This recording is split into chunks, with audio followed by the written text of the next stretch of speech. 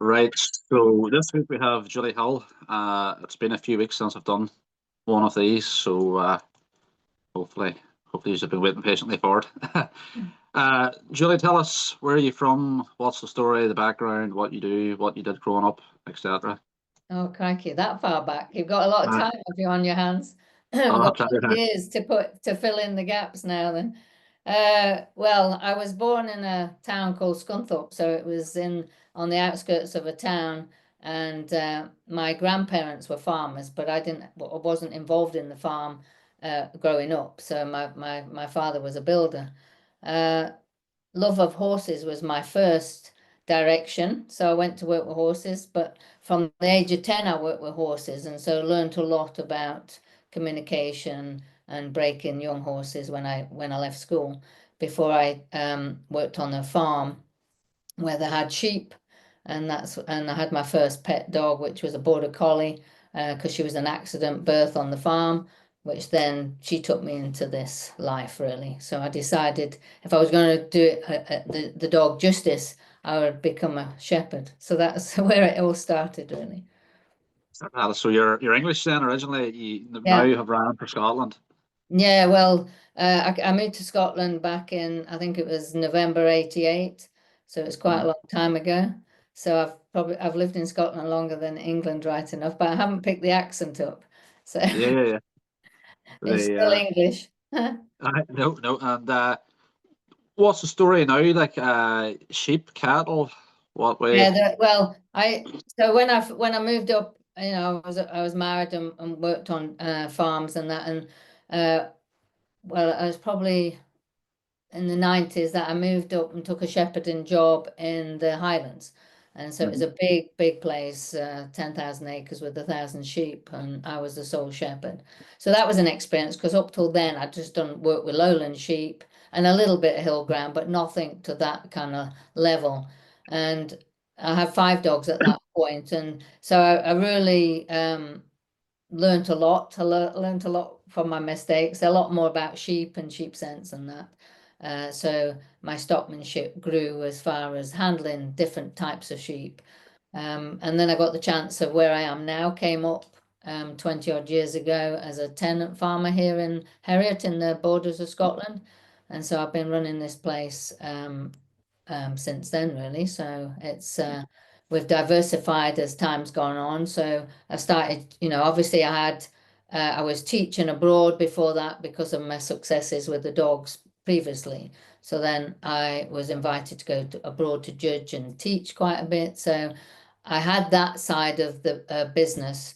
And so I then needed to set it up here at this farm. So I diversified with running a training facility, and then it's kind of grown. So I've added on like a holiday let since then, where people can come in and train. And like I said, previously talking to you, I've been adding on the demonstrations as part of that business. So You're busy enough then.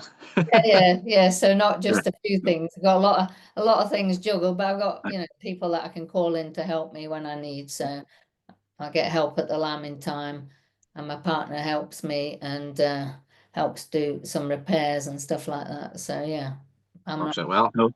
Yeah, yeah. Yeah, you're a nice part of the world too. I was at university in Edinburgh Uni. So it's no real distance to down No, to here. and not. Yeah, it's about 40 minutes drive from Edinburgh, and sometimes we'll go into the middle of Edinburgh on the train. So now they've got the trains running from Tweed Bank, which is part of the borders, right into Edinburgh. It's quite easy to get in there, so it's good because the farm's not far from Edinburgh, and yet you're completely into the wilderness when you come Yeah, here in the borders. So you got the best of both worlds, really. yeah. Oh, Edinburgh's I loved it. It was like an amazing city. Yeah, Like, yeah, it's beautiful. funny, I had a friend. He was actually near Tweedbank, the train station. So Okay. I used to head away at the weekends down to his. He had pedigree sheep like I have, and you go down now and again. And he played for the rugby club down in Shields, and then you would have maybe went down and give him a hand with sheep or something just to get out of the city because Yeah, I yeah. love being in the city, but you Yeah. can have too much of it too, like at the same Oh, time, yeah, yeah. Yeah, I like to go just to visit and definitely come home. Aye, but the social life, even like Yeah. the comedy shows and the pubs Yeah, and the there's bars. lots Like on. Yeah. it's very good, and I'll never forget. Actually, my that's my first time there, and I got on to one of the buses, and I didn't know where I was going, and there was these two like older women, like, and they were well on like an age, but you thought yourself a wee innocent granny. So I asked them just where am I going or whatever, can you tell me? And down here, there, and then they goes, you're from Ireland then. So are you Rangers or are you Celtic? Oh, what do I say here? Oh, this isn't a, yeah. I thought myself like these were two innocent granny, but they were giving me grief. There was a bit of fun out of them, but Uh-huh. I'll Uh-huh. never forget that. What But did you say though? Let me tell me that. What did you say? I goes, no, I says I support rugby. That's what I said. That's a I good got me one. That's a good way out. got me out of it. But no, right. We've started then with how you came about the dogs and whatnot. Before we go any further, is there anything at all you're into outside of dogs or farming, or Is there not anything just I do everything? outside? Any interests or hobbies or anything that you're into at all? Yeah, I quite like doing quite a bit with computers, and I like doing digital art. So I like taking photography, and I Yes. play with that sort of thing. And I also, have a drone. I like to do a bit of editing movies and stuff like that. So just for a bit of relaxation, something different. So No. I never do nothing. I like to learn how. So when I first started editing a few videos, just sheepdog videos, I had to learn. It took me. I must be a slow learner. It took me all winter to learn how to use one program, but at least I finished it and made a nice little video at the end of it. So I was quite pleased. But it takes time to learn anything new, doesn't it? Especially when you get to my age now. Uh, It's a slow process. well, no, that's funny because the brother he does livestock photography and takes pictures Okay. of sheep and cattle throughout the country or whatever. Like, and he'd occasionally like I maybe would go onto his laptop when he's doing stuff, and he would say, "Oh, do this." Like, what do you mean do this? Like, that's how do I know what I'm doing here? Uh-huh. And he'd say out of the way and just like, right click, hit this, and you're thinking like, how the hell would I? How would I know that? But for him now, Yeah. he can It's just he can turn his second hand to nature. the hook. Yeah, it's easy. Yeah, yeah. So yes, but right, what age were you when you first started trials, and who would have helped you out at trials? Or Oh, well, so right back at the beginning, so it's over 40 years ago now. So um there was an East Anglia Sheepdog Club that I went to out of interest. They were helping people with farmers' dogs. Um, so that they kind of got me interested. And then there was an agricultural training board back then that you could join. Mark, who used to be the president of the ISDS, Mhm. he actually was running them. And so I went a couple of times with him, and that's where he actually got me interested in the thought of trials. Although, the dog I was working then, I didn't think I would ever get to that stage. And because of the horse connection, I met up with a guy called Bill James from Wales, South Wales, Mhm. that he did it for a hobby with the dogs, but he did give me quite a few tips and help me. But a lot of it, my dogs taught me, and just because I had no experience of stock. So imagine it, no stock sense. I'd not had worked with the dogs before. This was my first dog. I'd worked with horses, so that was the only background that really helped me, and it helped me with the communication without me realizing at that time. So, body language and movement, and because I, lunged horses, it became easier to manage with dogs as well. But I was quite strict when I started, because I worked with stallions when I first started when I was 18 and 19. So and it required you to really have a bit of discipline with them. You had to domineer them a bit so that they didn't hurt you.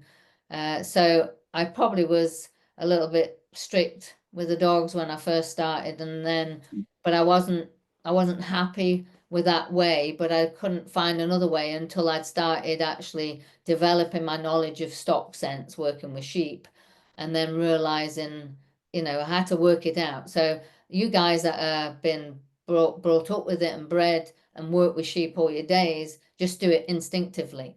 You take it for granted. Yeah. and like I do now, but then I had to analyze everything I did and really work at it. And then but in a way, it made me to become a better teacher because I had to work it out for myself, and why things happened. And so I looked at the dogs and how they moved and why they moved that way. How could I alter how they moved to make it less stressful for the sheep? And so little by little, that's where the natural way come up, because I learned very quickly about body movement and how the dog moves and how you need to keep the movement correct and fluid. And back then we were very much the old masters of it back then, what ran at the sheepdog trials. It was beautiful to watch. You know, you had these dogs that would flow and you would hardly see them behind sheep. They would just get contact with sheep, and just that beautiful movement taking them around the course. And that fascinated me, and that's what I wanted to be able to do with my dogs. So you know, I worked hard to learn how to get that from a dog, basically, right back at the beginning. But you know, it was it was a slow process. So every time you learned one thing, there was something else to learn, and you never thought you Yeah. was going to make it. But just like learning whatever trade you work in, you know, it takes time. But until it comes instinctive, and then you can react to what you see, then you know that you've stepped through that barriers more. But you know, that's what I teach really, is the communication between the dog, the person, and the sheep. And it's all a three-way communication going on all Yeah. the time, that we need to observe and react to according to what you're seeing all the time. So Yeah. and that's why my method of teaching, it's not about obedience, it's about learning the hierarchy of the dog. Because if the relationship isn't correct with you and the dog, and this is the bit I learned with the horses, you know, Mhm. so a lot of people can find their way to be dominant, but you have to learn how. Well, it depends on your own innate ability. So if you are born dominant, or if you're born submissive, there's a level then you have to come up to like, so I was quite dominant, so I had to learn to be more submissive, to talk to the more sensitive dogs and have Yeah. more empathy and more, but my body had to show that empathy. So I had to learn that it wasn't just that I stopped, you know, raising my deep voice, or I had to Mhm. actually lower everything about me, the energy inside me, because my dogs could pick up on that.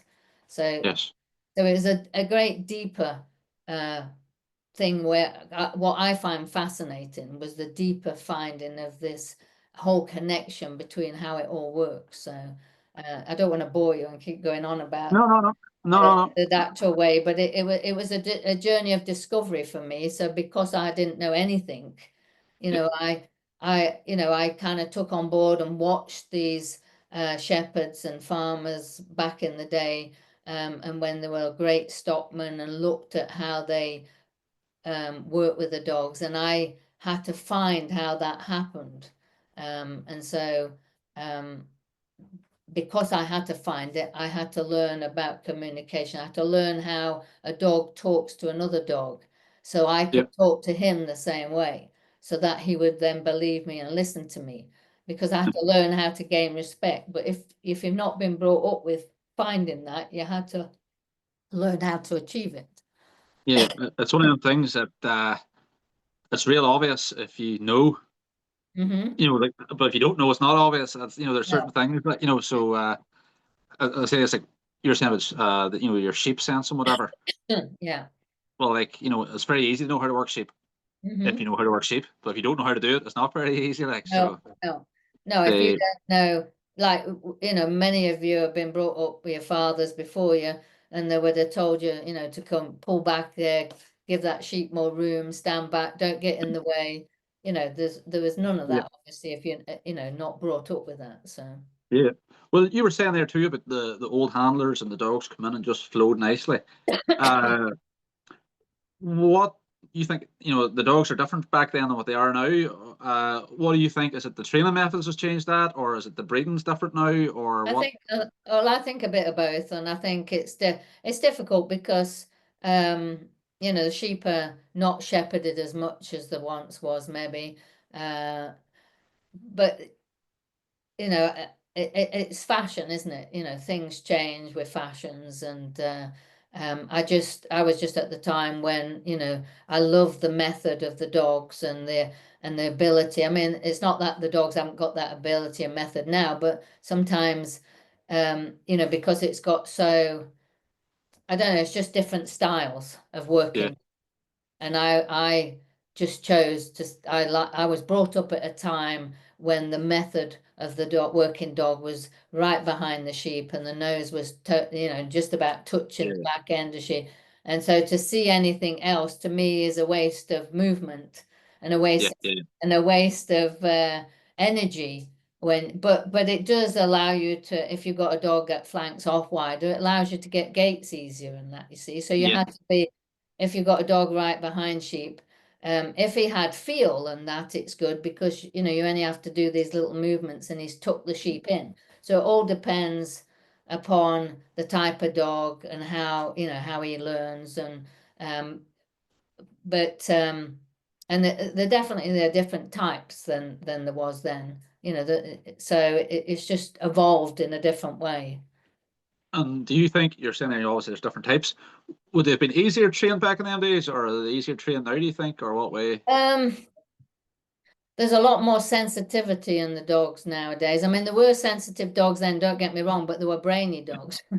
So there Yeah, were yeah, very capable dogs. And I mean, there still is some very, very amazing dogs now, don't get me wrong. But there seems to be this, and I don't know if it's inbreeding or what it is, but there's a sensitivity that it makes it more difficult to train a lot of dogs. The temperaments are not as good as there once was. yeah, Even though you would have shy dogs before, even when they got on the sheep, the ability they had with sheep was unbelievable. So, well, probably the dogs I had, I can't really yeah, compare because I didn't know as much back then. So, the dogs I was fortunate to buy as puppies and learn my trade with, I seem to be able to get most of them to a high standard.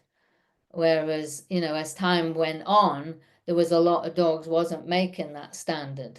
So, yeah, you tell me why that happens. I don't know. It's, yeah. breeding, or I didn't choose the right pup when I bought it. But nature and nurture has a big say in the way the dogs and the breeding and the way they turn out. So, but it has changed. The style of the dogs have changed. Yeah, no, because dogs, they definitely are more sensitive. Like I've seen it myself. There's dogs you have there that if you even raise your voice slightly, Yeah, like they would nearly head for the gate, and you're thinking, yeah, like, gee, yeah. they And I shouldn't be think, heading for the gate for that. Like, no, and the hard bit is it's because some of these dogs are easier to train for some people that maybe are not working every day, yeah, yeah, because they're easy spoken to. And yeah, so the hard bit for me, and the bit that I would worry about for the future, is that you don't lose the working dog mhm, because I mean it's got everything's got advantages and negatives to whatever happens. yeah, um because in a way, as it's evolved, that more people's got interested in it, people can make a living out of it yeah, now. So it's boost that side of things for people. But in a way, you have to watch that the dogs aren't the cost of this, because yeah, the working dog, I mean, that it's not yeah, yeah, detrimental for the working person, but there's plenty of good working dogs out there. It's just making sure that you don't lose that side, because there's definitely and it wouldn't make sense to give some people that, to the, like, for instance, here you've got the hill, you need a dog with plenty of stamina, drive, determination, natural ability. But if you go give that to somebody that's only got a 5-acre field who wants to train for trials, then yeah, that dog's going to be far too much for them, and they're never going to be able to get, because that dog needs work. He needs that running to be able to develop his mind. And so, and that's where I think, um, it's you've got the two differences coming in because there is such a demand for this competition dog now. Yeah, because it's a sport now. It's not just Yeah, it's not no, just a way of living. Like you're going and bringing in 1,000 sheep or whatever. no, It's, as you say, there's people that are working all week and they take their dog out yeah, on the Saturday, run the trial, and maybe yeah, work it on the Sunday, and that's it. Not out again to the following Saturday. yeah, yeah. They so I suppose there is a place for, would you maybe deem them weaker dogs, or not weaker, but like Yeah, easier handles. easier handle maybe. Yeah, Uh, but there's room for every dog, but there is more elements to it now than there used to be. It was just people that there wasn't many people that did it for a hobby. There was always a few because I was myself to start with. yeah. Then I chose to learn the trade, if you like, or the tradition. So it's just evolved. That's all. Well, tell me, that's then. You're originally English. You've now lived in Scotland. Uh, how many times have you been on the English team? Or maybe you don't know, or maybe you just know teams in general. But how many times have you been on English, and how many times have you been on the Scottish? Well, I've never actually made the team in England because I'd not long Right? started.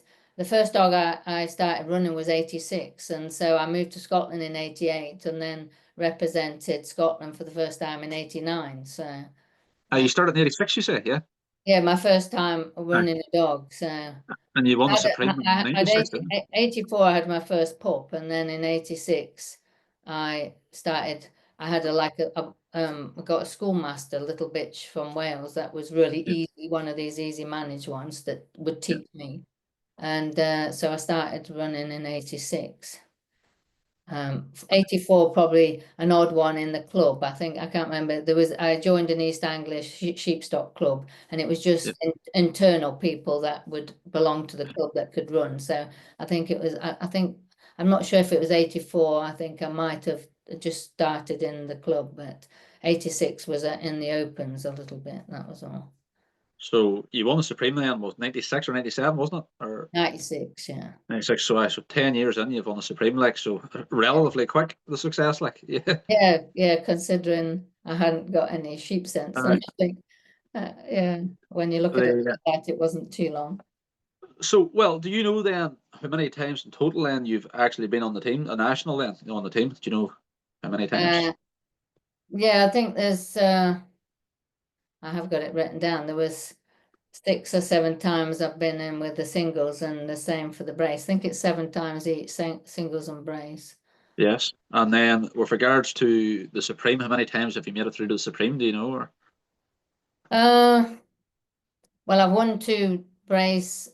I've had five Scottish national brace wins, and then I had 2 Supreme International brace wins. I yes, had I should have to, uh, and then I had 2 Scottish national singles wins. yes. My dogs, and I think yeah, five Scottish national brace wins. I think, and yeah, so I've been runner up with the Supreme with another little bitch in 2006. Yeah. So quite a few times. Funny, that was the first international I ever seen, which was in a DVD, which was I got it for Christmas time, and Muller got me it, and Bobby Dale went up with Joe, and I remember that you were reserved with the bitch. Yeah, yeah. And again, it's like one of the things that it gets into your head at a young age, but first time watching that, Scottish handler first and second, and then you just had in your head like these Scottish dogs are like the best dogs you could get, and Mhm. the likes of yourself and Bobby Dale, and like from me then growing up over the years, then you always just held you Yeah, in high regard then because at that young age that was the yeah, people that you yeah, had seen. yeah. That's So but she was a wee smooth haired bitch, wasn't she? yeah. She was. Uh, She was really, really nice to work with. Yeah, she was a good trier, but she was really sharp and fast, but really a nice feel for sheep. But she had a lot of work to teach her that as well. but she's what you would call, I suppose, a normal looking collie, but the one that you won it with, uh it wouldn't Moss, have been it wouldn't have been the traditional appearance, wasn't it? A lot of white the and mottled on mottled, him, didn't yeah, the mottled dog, yeah, he? old fashioned type. But yeah, he was. I mean, Tess won a lot of opens. She had this real nice feel for sheep, and sheep liked her.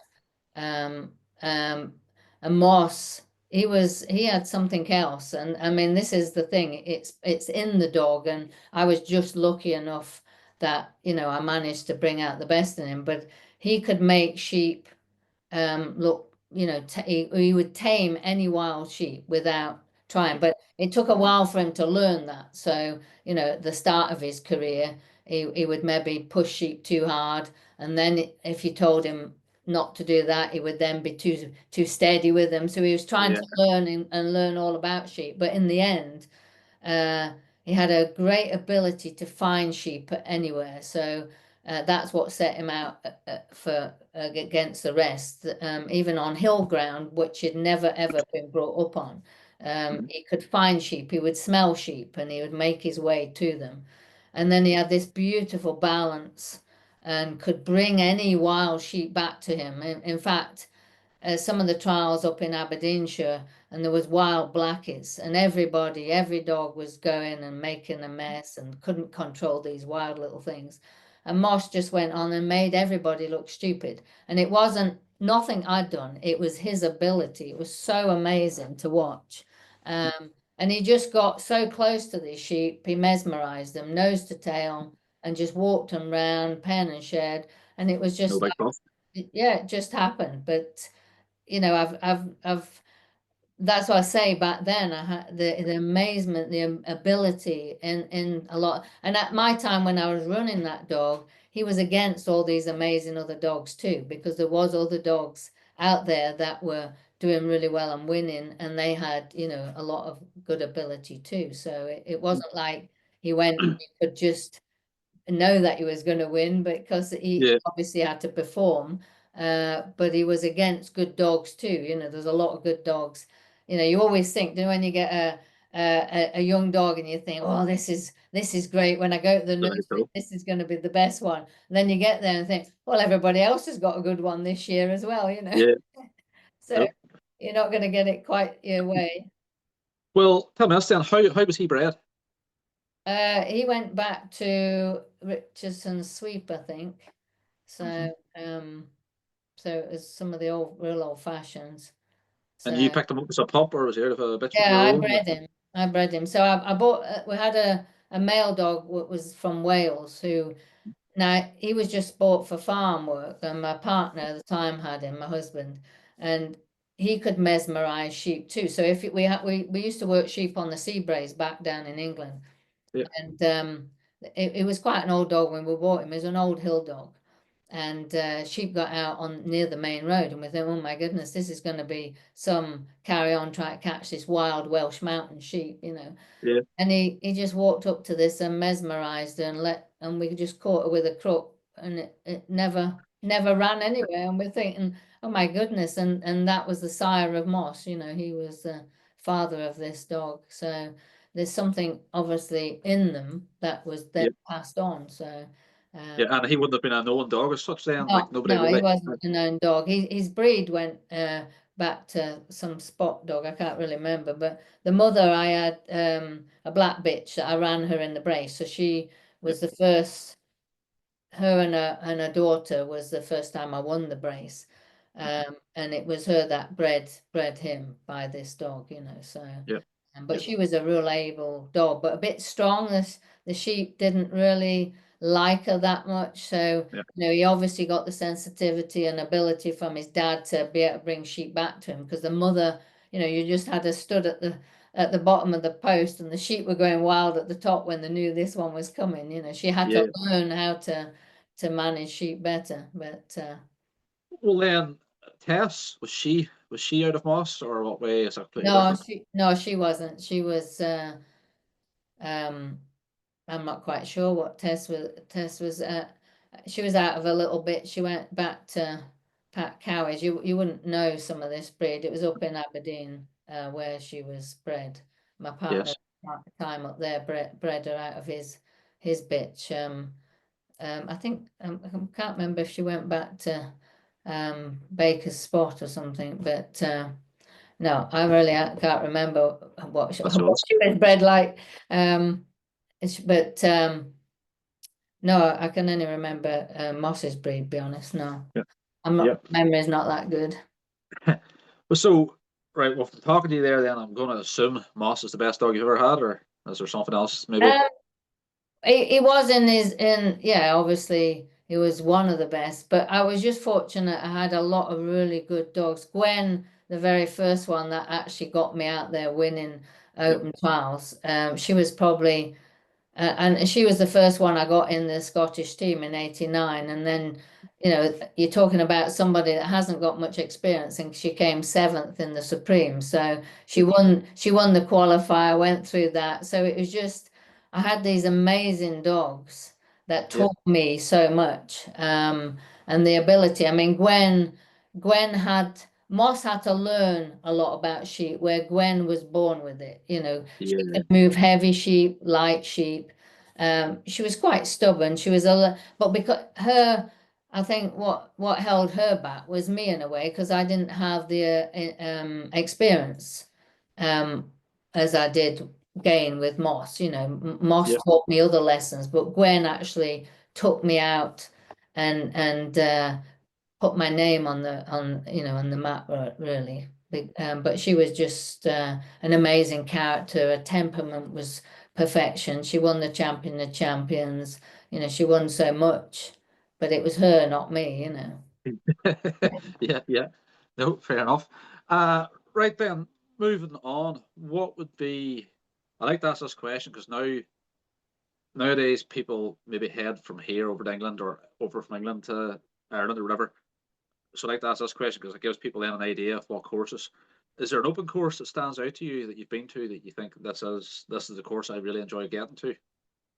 Well, I used to go to a course in Dryne. I don't even if it actually if they run it anymore, because I think they passed away, the people that used to run it. So it was a massive hill, right, open hill, and you could it was a big international course, really, where you would 1,000 yards each way, but it was out in front of you, and it was Yeah, I loved going to that one, just to test out your young dogs to see if they were capable of going further, ready for yeah.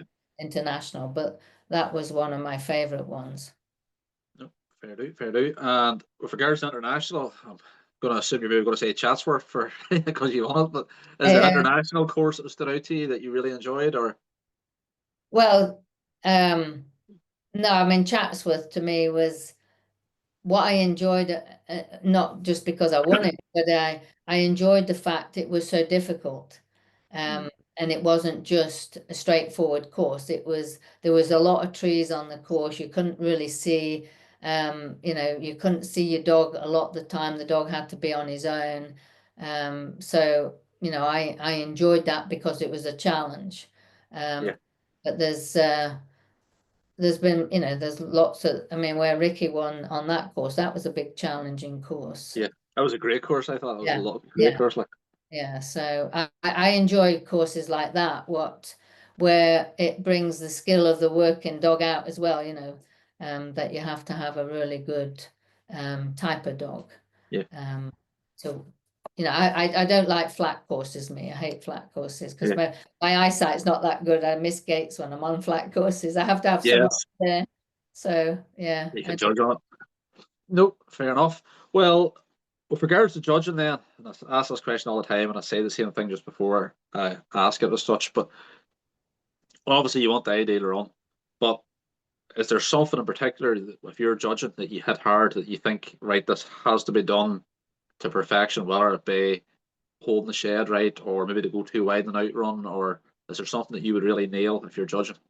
Um, I tend to, when I judge it, it had to be practical, Yeah, and I'm not one to pick fault at silly little things. It's yeah, always about, I always, when I take points off and think about judging, it's about method of the dog. I will hit a dog if the dog's too far off sheep and not any use. But to me, to be a good judge, you have to have the ability to understand the sheep and the dog to a high level, to know whether the sheep's caused it, the dog's caused it. So, I'm not really I mean, I do like to see a dog come into a shed and take control of sheep. But I'm sensible as well. So I'm looking at the situation of how sheep are behaving, whether Yeah, it's reasonable to ask that dog to do, they've certainly got to try to do it. I don't yeah, like a dog that's not trying. So points would be coming off if that dog wasn't trying. The same way, to me, a weak dog should be hit hard the same way as a dog if it grips. If yeah, the dog's so like to me, if a sheep comes out at a dog and a dog snaps at it, there should be uh, nothing taken off it. And yeah, sometimes people can be a bit too hard on what I call is defensive grips. yeah, And then to me, if you're going to hit a dog hard for gripping, you should hit the weak dog harder. yeah, yeah, yeah, So yeah. the judges can actually, I can remember back when I first started, we had to take single sheep on a lot of the time for our shedding. And I Mhm. used to think, oh my God, I've got to teach my dog to hold this single and it's really tricky. Yeah, But what it did, it made your dogs, you actually, you had to actually train that dog to single a sheep properly because um, otherwise, so in other words, the judges, because they set as high standard, made the dogs better because you had to yeah, get the dog to a level if you were going to do any good. mhm, So, but I can see, depending on the way the sheep have been handled, there's some trials the sheep never see a dog, yeah, and so, for trying to take a single on a big, heavy crossbred ewe, she's just going to jump all over the dog. So, yeah. you have to be practical when you're judging it. So Common sense. yeah, you have to look at what you're judging, how you're judging. America taught me quite a bit about judging because there was one trial. There was one trial when I first started, and I took one off for gripping, and I think it was grip after grip after grip after that. I'm thinking, Jesus, I'm not going to have a prize list at the end of this one. And so it made me look at gripping in a different way because some of that sheep, it wasn't they really were gripping bad, but they were dull, and it was just the sheep were creating this in the dogs a lot. Yeah, And so what I did is then I just judged, I took points off according to what I thought how the dog handled these difficult sheep. And obviously there's always some that manage it perfect, so you're always going to get your winners in it. yeah, But then I would just an obvious grip where the dog's hanging on and he shouldn't be there would be called. But these yeah, little nips and that you had to just point accordingly, really. So yeah, yeah. Like Angie Driscoll there, for example, in the brace this year, there was a sheep coming at her dog, and her uh, dog just a wee nip, moved. Like you say, a defensive. yeah, Like no matter what you do, you're allowed to defend yourself. Like, and yeah, that's yeah, yeah. there's no harm on it. Like, but right then, the trials in general, is there any changes you would make, say, to like the way they're ran with regards to national or international? Whether it be, uh, The only thing I think should be different in the shedding, I think there should be more points for the shedding because it's quite and the international shedding yeah, because you've only so as it stands you've got 20 points there, and to me there's so many variations that can go wrong within that shedding out a sheep that there should be more points to play with because yeah, you there's some dogs you could want to take 30 points off, but you haven't got 30 points to take off, yeah, and so it's harder then for the one that really does it perfect, and then uh-huh, one that's, making mistakes because it'll affect the whole score at the end of the day, won't it? So yeah, the total score will affect. So if you'd got 30 off that instead of 20, it would affect the total point, the outcome of it. yeah. So to me, it's quite a difficult task that's not been given that many points, really. I needs more of an emphasis on it. Yeah, I think Yeah, so, yeah, personally. yeah. No, that's one that's come up before. So, no, I just like to ask that question, like because it's one of these things. Unless we talk about them, you don't know. You know what I mean? Like you, No, no. And it's that's it's just after time of judging it that you start to think, well, I could do with a few more points off that dog, but I can't get them off, All right, where do it? Where do I go Yeah. with my 20 points? Yeah, yeah. No, fair enough. And so your dogs these days, do you breed them or do you buy them or just a mixture? Most of them are bred, so I buy an odd one, but very rarely now. So most of the ones I've got, in fact, I've probably just got an old bitch that I bought in when she was young, and then I've just got another dog that I bought in when he was 8 months too. But I prefer to train them, breed them, and train them myself because there's Yeah, a particular type of dog I like. So I've got two really nice dogs at 4 years old just now. Really my type of dogs that I really like yeah, at the minute. But um, so I get on better if I've reared them as pups and I've interacted and I train them my way and they learn the natural way. So to me, is a big I don't like a dog that can't go around sheep and bring the sheep to me. I don't like a dog that has to be told how to do it. So yeah, in their training at the beginning, I emphasize for about nearly a year in my training, the first part, that foundation has to be in place where the dog understands about sheep. He knows how to go around correctly, how to yeah, lift, how to balance, how to bring sheep to me without commands, because when he's at a distance, he's going to have yeah, to do that. But far too many dogs nowadays, by the time they're 8 months, they're trained on command and that natural stuff is taken away. And so I've bought dogs in the past that have been supposedly trained, yeah, and you put the dog round and don't say a word, and that's it. The sheep are going in one direction, the dog's just following them in that direction. And I'm like thinking, I paid a lot of money for this dog, and you're going over there with sheep, not to me. So, yeah. um, and I'm more robotic as such rather yeah, than yeah. yeah, So and so I'm very particular the way I start dogs. So I'm yeah, very particular about what I like and what I don't like. So I definitely need a dog that's well, as you know, on the hill, if the sheep go out of sight and your dog's running up, and then he gets to the back of them, if he yeah, doesn't know how to bring them properly with the right kind of pressure release on the sheep, you're going uh-huh, to end up with half of them or not, or none of them. So to me, that's really important that they learn that right from the word go. So that's where I spend most of my time in the foundation part's really important. So, and how many would you go through in a year, say pups, like say like a batch for each year, would you go through, 3 or 4 pups, or would you maybe go 10 pups or oh no, what? I see, and this is probably why, because I don't do it commercially. I breed a bitch if I need a replacement. So when I was really into trialing a bit, I would maybe have a pup a year, and so that Uh-huh, then that would grow up. So I'd always have one young dog, maybe two. I was training for the nurseries, yeah, and then I would sell them after the nurseries, or sell one of the other dogs that if the nursery one was better, better to uh, keep. But as time's gone on,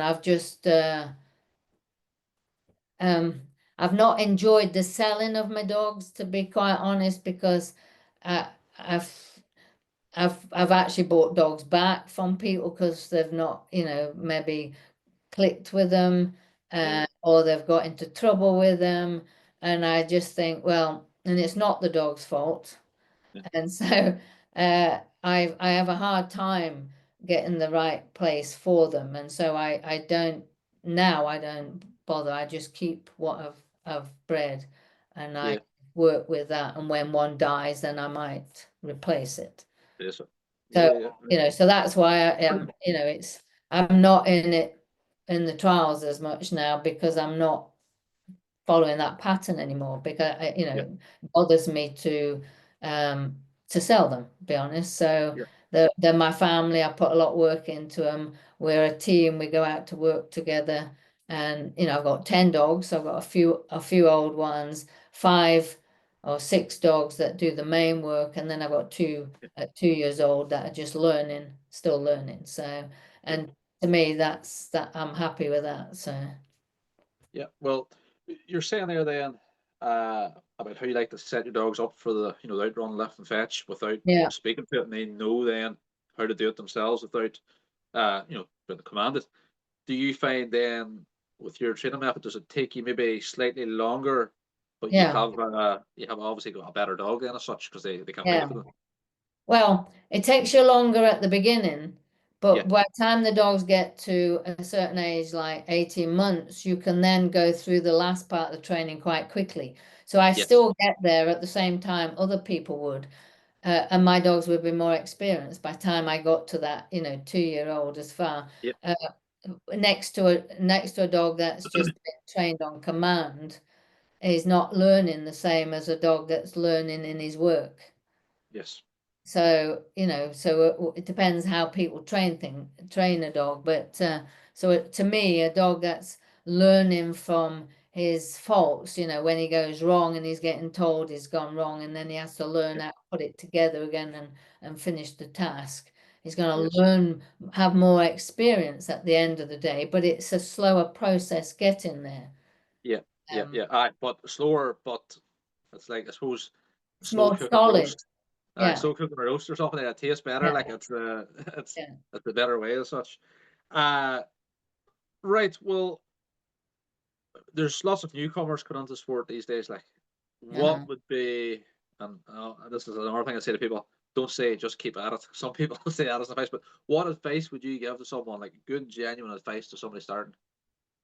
Um, Well, you have to learn, you need somebody that can give you guidance, I think, you Yeah, have to have a good stock sense. So you need to learn about sheep. Sheep are the main thing in this picture that yeah, need to learn about how to manage sheep and to be a good stock person. I can remember well, great advice, and I didn't know it was Viv Billingham's husband, Jeff, and I went up for lessons at the time with Viv, I think, many, many years ago. And mm-hmm. Jeff had said, I was training my dog on the sheep, and he says, you're great, you're a good dog trainer, but you lack empathy for the sheep. And I couldn't understand it because I didn't think I was particularly working these sheep very long or for very hard. And it was stockmanship he was telling me about. And it wasn't until then when I moved to Scotland and worked with a lot of sheep and it was my living, that I then realized what he meant. And so understanding and having empathy for the stock you're working is the key to learning, Yeah, I would yeah, say, because everything you teach a dog has to be about the sheep he's managing. So that's how I train. I train, obviously I'm going to train commands on a dog, but I'm teaching the dog about his sheep in everything I do every day yeah. because That'll it's be about them at the end of the day. It's not about the dog, it's about the sheep. So, yeah, so if somebody's coming into it, they need to have that understanding about stockmanship. They want to really learn that side of it, and teach their dog and get help to teach their dog to have empathy for sheep and understanding and feel for sheep. And yeah, then you're going to be able to manage the sheep on the course. yeah. No problem. And would your next bit of advice then would be to buy these, would it, or Yeah, buy my book and DVD. There you go. so And for maybe anybody then go watching? on the course. There's Ban. You see, look at the beautiful balance. So that's but that. Aye. So for people maybe new that to the sport, or whatever, that maybe don't know, you have a DVD and you have a book. Well, you have two books actually, isn't it? It's like a revised version, Yeah, isn't it? that's the Or for revised version. Yeah. aye. So they're both called The Natural Way. So for anybody that's I'm not just saying because I'm talking to you. I've read them and watched them. They are good. Like you will pick stuff up on it. Like so, I would say to anybody starting out, there's other good DVDs too and all that there, but definitely get yourself two or three because you could pick up maybe something on yours, and Yeah. maybe pick up something on somebody else's, and Yeah. piece them together. Yeah, that's right. Yeah, I mean you learn from a lot of different techniques. It just Yeah, depends what you want to follow yourself and what feels good to you. So, yeah, yeah. Because but your way obviously suits you, but for somebody else, you might be able to piece a bit of yours, piece a bit of somebody else's, yeah, and That suits Yeah, them which then. then, yeah, which develops their way then, you know, Yeah. so, yeah, so, And you also do it online now as well, isn't it, or something? Or yeah, I do a lot of online courses. So I used to do it for, the Agro, well, it used to be for Lantra, but now I'm doing it more for my own courses. So it's the uh-huh. foundation, intermediate and advanced. So we do it a bit like we're doing here on, on Zoom. Yeah, They take videos of the dogs. They get a lot of masterclass videos, what I put up for them to view so that they yeah, can understand the start of how we start the dogs. And we go through a process in the courses, what they learn about body language, through me analyzing their videos of them working their dogs as well. So, and where do they get that at? Where do they find that? Or well, they can go to my website, which is Nethill Border Collies, and see some of the courses that are available. I got a friend that helps set up the courses. Well, she does the support teaching, so we put their videos on a private Facebook page, yeah, and then we have a Zoom meeting and go through the method of my method, what I'm teaching, and then we analyze everybody's video. And I'm yeah, stopping and starting and showing them exactly why something's not working. yes, If they're stepping in when they shouldn't be stepping in. And the good thing with the video, you can scroll back to show exactly. So, after years of analyzing dogs, it's easy for me to pick up where it's going wrong. So I'm basically then being able to show them through the video, yeah, stopping the video at the right time, showing them if they've got the stick up at the wrong time, how it's affecting the dog, how it's affecting the sheep, so changing people, the way they use body language. And it's been very successful. And a lot of young people have taught online, and they've changed, and they've come on great leaps and bounds, just changed because it's knowledge. It's if you don't know what your body's doing and what your body's saying, or yeah, affecting the dog, then just having someone from the outside say, well, look, this is why this is happening, then it's quite a clever way of teaching nowadays, I think. yeah. I know. So you find the sheep easy enough and the dogs easy enough. What about the people? Is that easy enough to work with too, like, or Some are a bit more challenging than others, put it that way. they? So right, that's your website, Nethhill. So NETH Yeah, Hill, yeah, Border Collies yeah, that's it. .co.uk. .com or .co.uk, right? Yeah. So right, for anybody that's interested, then go and have a look at that, and Yeah, or they can contact you. Everybody pretty much is on Facebook. They can contact you on yeah, Facebook and see yeah, yeah. see what the score is. No. Uh, Next question then. Uh, you come from two sort of eras. Then you can remember the earlier days of it, and then now the current. Is there three handlers from back in the day, say maybe before 2000s? Is there three handlers that really stand out to you that you really enjoyed watching, that Yeah, internationals or whatever? well, I enjoyed watching Johnny Wilson Yeah. and Bobby Dale, obviously, and uh, I'm just trying to think who was one of the old handlers that I really enjoyed. Well, John Thomas was another one back in his day. English? Is he English or Welsh, or was Yeah, he Welsh? Man for England? Or? he was born Welsh, but he lived in England. Yeah, so Yeah. there's quite a few really good handlers I enjoyed watching, but. Yeah. Um, What about dogs then? Is there maybe three dogs? Maybe it wasn't necessarily them people's dogs. Is there maybe three dogs from back in the day that you thought, oh, now you're asking. Oh my goodness. Just you to ask this because then my mind goes blank. Oh, oh, no, I can't remember. I'm just trying to think. It'll come to me later, so I might have to just text you when I think about them. I no, it's not a bother, not a bother. Well, you were starting mid 80s. Was that Sidney Price Davy at that time too? Was he mid 80s Yeah, or? yeah, he was going then. I'm just think there was a Barbara Carpenter had a lovely dog, what she ran, and I can't remember the name of it, but it bred a lot of really good dogs of of that time. It was a really brainy dog, but I can't remember its name for the life of me. But Well, coming on to now then, and I asked this question, the three handlers. I don't necessarily mean the three best handlers. I just mean handlers that you like to watch. So, like in the current handlers these days, is there three handlers that you enjoy watching the way they work the dogs, or it doesn't necessarily mean the three that are winning everything. It's just that you no. like to watch.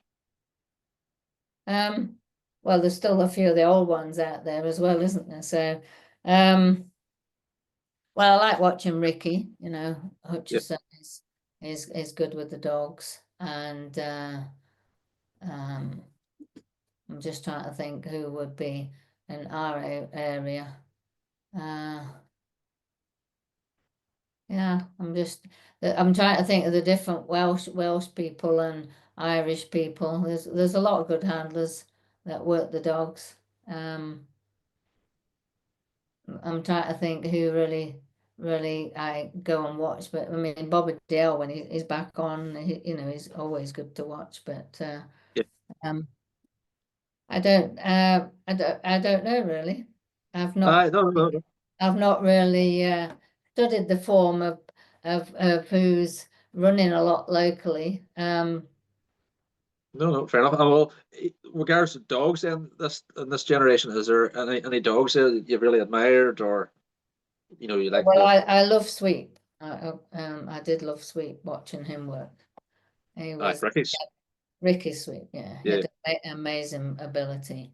But I mean, there's a lot of nice dogs and that, but he had something special. Sweep did. it was consistent. Like I noticed every sort of 10 years, you seem to have a couple of dogs that are really consistent at that international level. So you had Michael Gallagher's Cap at the time, and Yeah, McGee's Becca were really yeah. Michael's consistent. I like watching Michael run. He's very laid back and he's very good. So I do like watching. I liked him watching, his Cap dog run. He was very Yeah. nice balance and nice dog. Well, no, that sweep was like them for.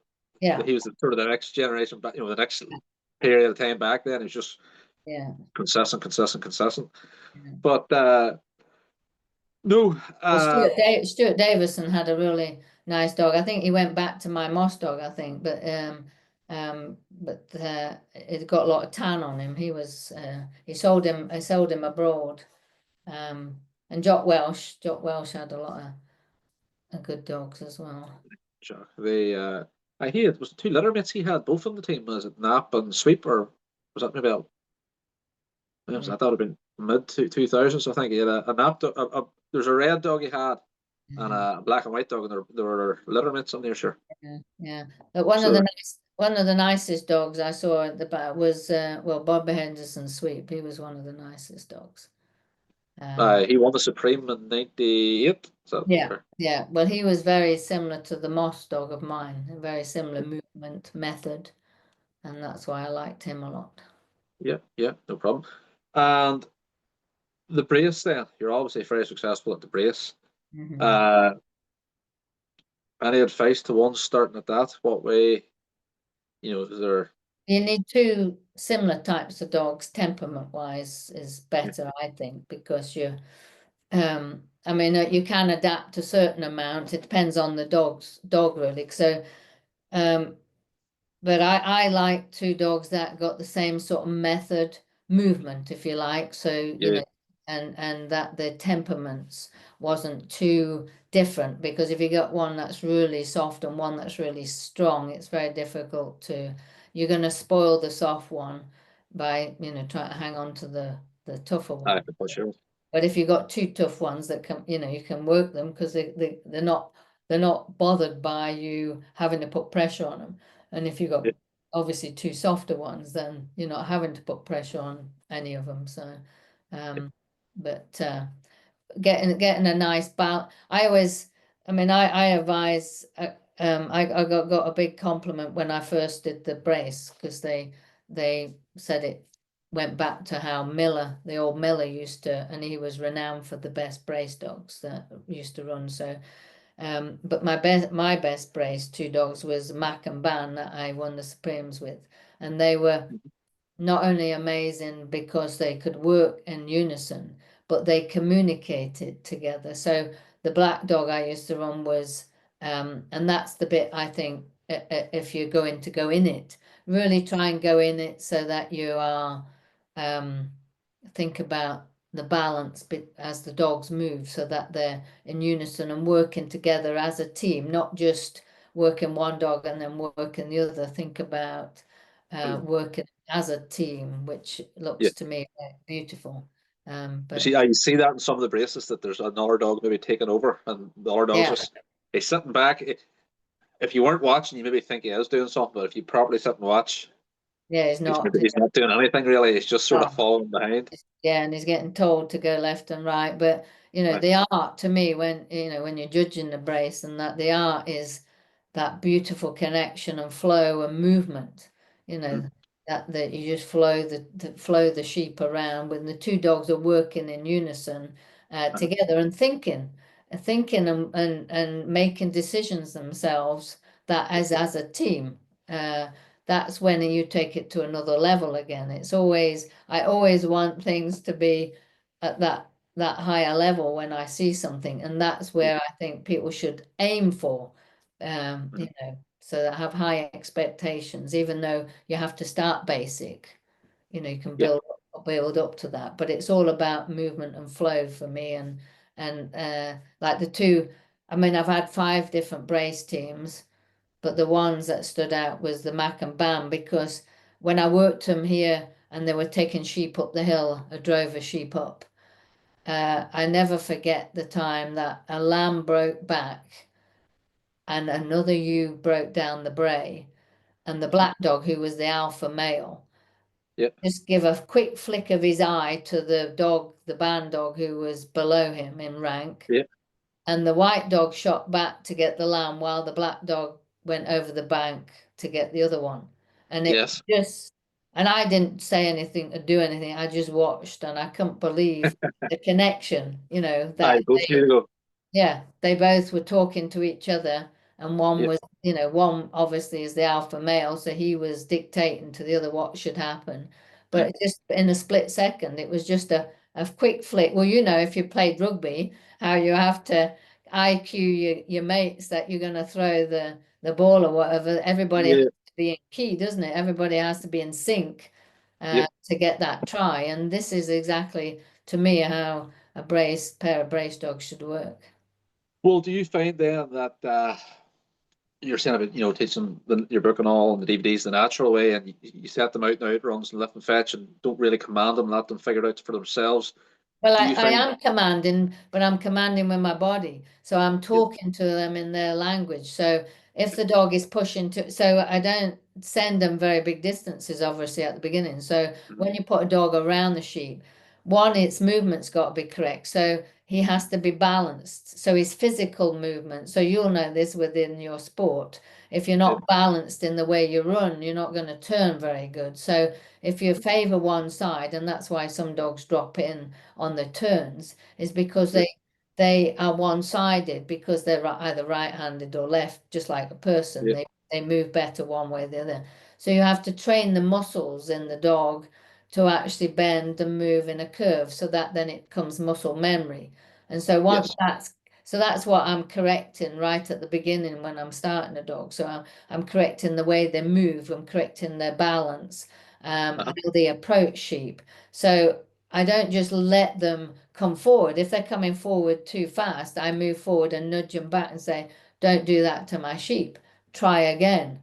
So Yeah. I'm Yeah. actually communicating and commanding probably a lot more than a person on a command, because I'm Shouting. I'm making them think. That's what I'm doing. And if they're not Yeah. thinking the way I think they should do towards sheep, I back Yeah. them off the sheep and say, well, you can't have your sheep until you start thinking about how you should do this. And then when they do it approach correctly, I walk backwards and accept it. So Yeah. that's why it's a slow process, that they have to make mistakes to learn from. Yeah. But I am telling them when they make the mistake by moving them off their sheep. So it's Aye. pressure release technique that tells them right from wrong. Aye, so the way you're training at them is they're figuring it out for themselves, as opposed to you just saying, no, no, wrong, do it this way. You're Well, letting them I, figure it I out. am saying the wrong in the way. So say a dog comes round and bores it, and this is the Yeah, main thing that a lot of young dogs do, and where a lot of people don't spend enough time on. They'll just put a lie down on it. I don't yeah, put a lie down on my dog to start with. I let him bend around the sheep, and I warn him by using his name to think about what he's about to do. And I don't move backwards. So I've not accepted nothing. He comes around. If he starts coming forcefully into sheep without looking at what he should be doing, yeah, I will meet him and say, where the hell are you going? Because you're yeah, not yeah, coming in there moving like that. So I drive him out of there, which then puts pressure on him to think about what he's done. And he's going to go out in submission. If yeah, he's respecting me, he will back off me. If I've brought him up correctly as a puppy, he's going to move yeah, back. And then I'm going to say, well, now come round there and think about sheep. So I want a dog, as he approaches his sheep, to start saying, oh, I've got sheep there and I've got sheep here. How am I going to move these down to the handler? And if yeah, he doesn't start looking at all the sheep and think about how to keep them together and bringing them and waiting for some like that are lagging or moving over slightly to tuck him in, then he's not yeah, using his brain as far as I'm concerned. And so he's yeah, no good to me when he's at the other end of the field and I can't get any message to him. So he has to learn all this at the beginning in order for him, when I start putting commands on, to have this ability to work on his own initiative. yeah, And yeah. all No, dogs can work on it to a certain degree, depending on how clever they are. But if they're not given that chance to learn, then, if you just stop them, all it teaches them is to stop. It doesn't teach them how to make that move forward. And yeah, if actually approach it. if you ask them to get up and he pokes them again and then you have to stop him, he doesn't realize that he's hit them hard because you've just told him to stop. So he thinks, okay, I've stopped, so that I've done the right thing. But he doesn't Yeah, know why he's stopped. yeah, yeah, yeah, yeah, By nudging him back, I'm saying, this is why I don't like you doing that, because look at my poor sheep. So when the sheep are settled and he walks forward and then realizes he's got control of sheep, he thinks, yeah. oh, that's why. I can do this in our way here without Yeah, wrecking the without thing. all Yeah, this hassle. I don't have to stop. yeah, She's not going to keep stopping me. I can move with fluent movement and hold and have control of sheep. yeah, And so you're giving him responsibility, making him responsible. So he has yeah. to learn a lot of different things. No, no, that's a very good point there. I think for people maybe starting out there and they hear that's really good advice there. Like, so I know that, and it makes sense too. A lot of training. I think sometimes you can overcomplicate it in your head, and if you're starting out and you're thinking, this, but a lot of it is when you break it down. What you were saying there, it's very basic and makes sense. Yeah, yeah. It's Yeah, it's about the sheep, isn't it? So yeah, what you're doing is I'm saying to that dog, by with my body, not allowing him into that space of that sheep. You yeah, can't come in here unless you do it correctly and have the right energy. So a lot of dogs, when people start, a lot of beginners get a lot of trouble because the dog's energy is too high. And uh, that's because the relationship between them and the dog is not correct. So the dog doesn't respect the handler. He pushes on the handler. He's actually running the show, and the handler's going left and right trying to get some order on the dog, and all he yeah, needs to do is back the dog off and then turn sideways to actually take the pressure off and negotiate the deal. When the dog's uh-huh, given to the handler must turn and take the pressure off by turning sideways, yeah, and then talk to the dog by go into the block. So the block positioning is very important, to talk to the dog about his decision. And when he stops and starts to think about it, then you accept to let him back onto sheep. yeah, yeah, yeah. So No, it's all that's about that conversation with him. I know you describe it very well, and that's what I would say to people that are listening and maybe say are new or Yeah. they haven't maybe read your book or DVD. They should do, because it bloody is good. It sort of goes. It's more in depth than just fly your stick about and push the dog out. And Yeah. No, it's more in depth. there is there's definitely a lot of things to pick up from your book or your DVD. Like, so, anybody watching, Yeah. Yeah. get Well, it. no, And that's the hardest bit, I think, when you're a beginner. It's learning how to get respect from the dog, and that was one of the main things that I was told to get, but I was never told how to get. So in my book, I teach how to get the respect, but I was told I needed respect from my dogs, and that is the hardest bit to find. And then change the energy in the dog so he's not chasing sheep, he's working sheep. So them two main things is what will help you go forward. Yeah, you're right too, because a lot of people give you advice, like what they just said there now, but they don't really tell you How to get it. how to do it. So like, you do this. But how do you do that? Like Yeah, if you're new at it, like so. yeah, I yeah, know it's broke down well in your book and your DVD, whatever. It is. yeah, If you listen or read it yeah. and actually think about what it's saying, it'll definitely be very productive. Yeah, So I mean it's hard. It's a hard because it's quite in. There's it's a high level. I yeah, try to make it simple, but because it is complicated, it's not just one little thing will get you, and it is a hard method to follow, but it is a rewarding method if you actually manage to stick with it and go yeah, through it. So that's what people have found on the courses. It's hard at the beginning because it feels like like I did, you're hitting a brick wall, but then it starts to make more sense. So by the time we got through the 5 modules in the foundation, at the end of that, uh, and we do it over like a 6-month period, then that you see everybody on the last 2 modules, they're just starting to understand it and it's starting to make sense. The dogs are starting to improve. And then at the end of the foundation, they really have not cracked it, obviously. They've still got a lot of work to do to get the next steps, but you can see the way they move towards the dogs is different. The dogs are behaving differently, the attitudes change, and then they can start moving on to the next steps of training. But if you go from just commanding your dog and getting commands on without yeah, getting this solid foundation and move to the next step, it'll all crumble because you haven't got the first step correct.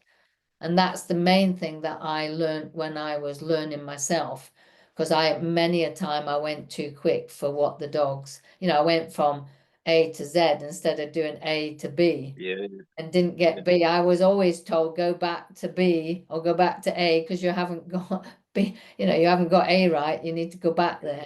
And so No, that's the main thing when you're learning is don't be in a hurry. Go at your a steady pace and take funny, little. that's what I find. Like you're maybe training dogs for farmers there, when they leave on their dog, and you have the dog say run out 100 meters, 120 meters, whatever it may be, going out both sides, bit of a stop.